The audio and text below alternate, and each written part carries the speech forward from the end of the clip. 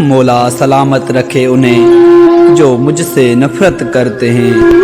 پیاری نہ سہی کچھ تو ہے جو صرف مجھ سے کرتے ہیں۔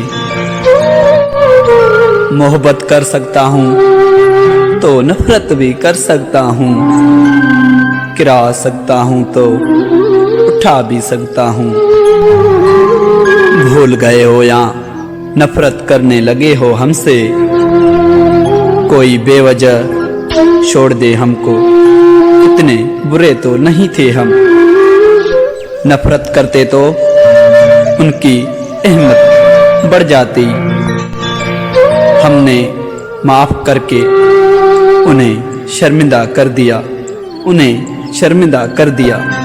امید ہے چھوٹی سی ویڈیو پسند آئی ہوگی، اگر پسند آئی ہے تو چینل کو سبسکرائب کرنا مت بھولیں اور ویڈیو کو لائک کرنا اور کمنٹ میں ضرور بتائیں کیسی تھی video. Thank you for watching.